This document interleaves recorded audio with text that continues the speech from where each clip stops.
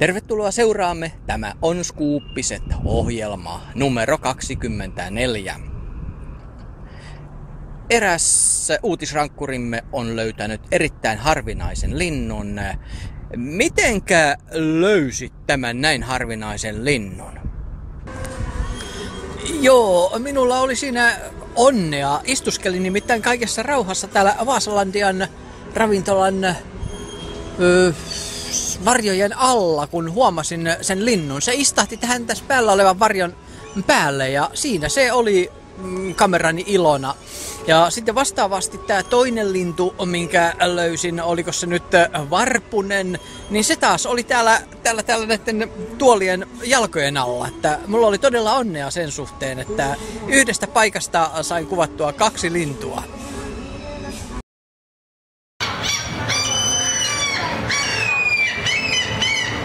Tämän jälkeen menemme Raimo Vahteran matkaan Ryövärinkareille. Nimestään huolimatta Ryövärinkarit eivät ole mikään paha paikka. Synkästä nimestään huolimatta Ryövärinkari on vaasalainen luontohelmi, näin voi sanoa. Nimittäin Ryövärinkarin sijaintihan on tuolla Sundomelahden perällä ja se on yksi meidän digikuvaajien semmonen levähdyspaikka, jossa silmä lepää, mutta samalla mielenkiinto luontoa kohtaan herää monella tavalla. Luonto on näkyvissä sekä lähellä että kaukana. Nimenomaan sellaista luontoa, jota kaupungissa ei tietenkään näe. On kukat ja mehiläiset niin kuin aina, mutta sitten totta kai tämä Ryövärinkari, joka on rakennettu valtion toimesta tänne, on yksi paikka, jossa myöskin voidaan tarkkailla lintuja. Täällä lintuharrastajat bongaa lintuja, varsinkin keväällä, kun käydään näitä tornien taistojuttuja ja niin edelleen. Mutta valokuvaajalle, luontokuvaajalle tämä on herkullinen paikka. Täällä on monenlaista vipeltäjää ja mönkiä ja niin edelleen, että jos on taitoa ja halua ja vähän välineitäkin näiden kuvaamiseen, niin täällä riittää sitä kyllä. Linnut ja muut ötökät on mielenkiintoinen kohde.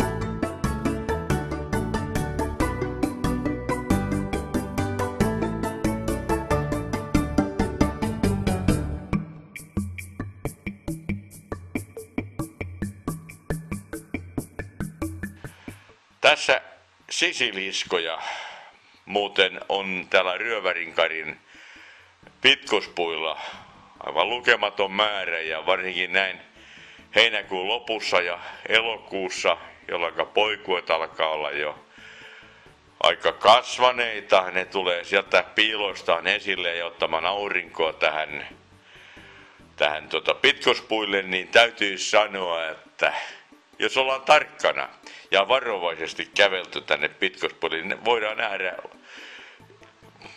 monet vilahdukset.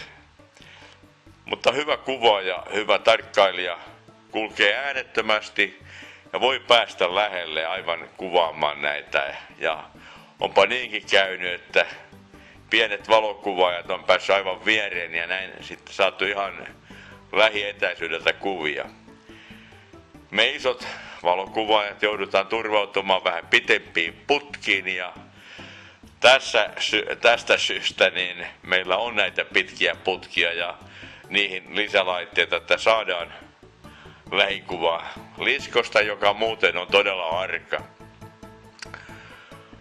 Voi sanoa, että lähelle 2 metriä on todella vaikeaa päästä, mutta pääsee kyllä, kun on riittävän kärsivällinen ja tarkka. Itse Ryövärinkari pitää huolen kyllä siitä, että kuvaajalla riittää töitä. Vaasa on hieno luontokaupunki.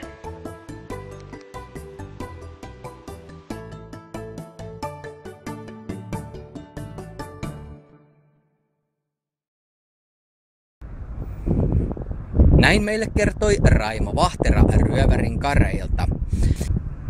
Ja sitten pysymme edelleen luonnonläheisissä asioissa. Maanviljelijä Simo Siementäjä, häneltä on kaurat hukassa. Moni on kysellytkin, että mitä on tämä hukkakaura. No sehän on tietysti sitä, että kaura on hukassa. Tässä kuvassa näette aitoa kauraa.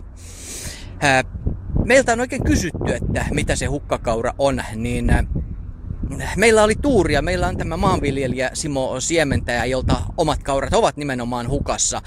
Hän kertoi, että eräänä päivänä, kun hän meni katselemaan kaurojansa, niitä ei löytynyt mistään. Ei mistään. Pelto oli aivan tyhjä. No sitten eräänä päivänä hän huomasi, että naapurin pellolle oli tullut kauraa, joten siellä se kaura sitten oli. Se oli häneltä hukassa ja tästä tulee se nimitys hukkakaura. Valtamerellä liikkuva uutisrankkurimme Roy Rabb antaa jälleen raporttinsa. Tällä kertaa aallot olivat syödä hänen vaimonsa. Atlantin ylityksen jälkeen tulemme Karibiaan ja Aruballa käymme katsomassa merenalaista elämää.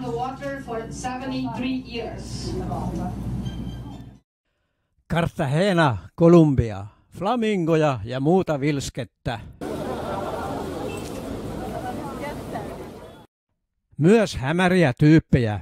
Farkin sissit sieppasivat meidät ja vaativat lunnaita, hermopeliä, papukaijan avustuksella pakoon, pitkin Panaman kanavaa.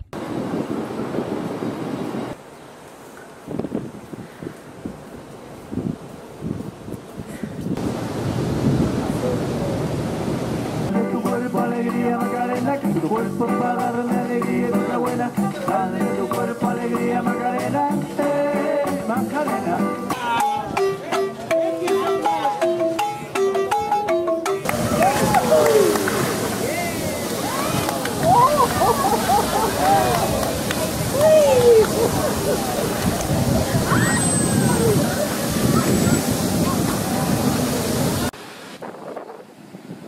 Meksikon Puerto Vallartassa onni ei enää suosinut, vaikka alussa oli hauskaa. Tule, tule!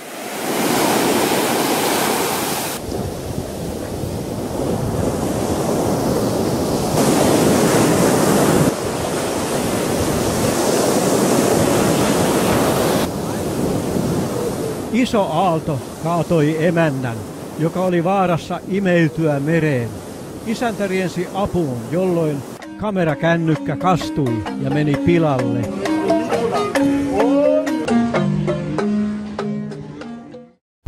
Näin meille kertoi Roy Rabb. Tässä olivat skuuppiset tällä kertaa. Kiitoksia seurastanne. Kuulemiin.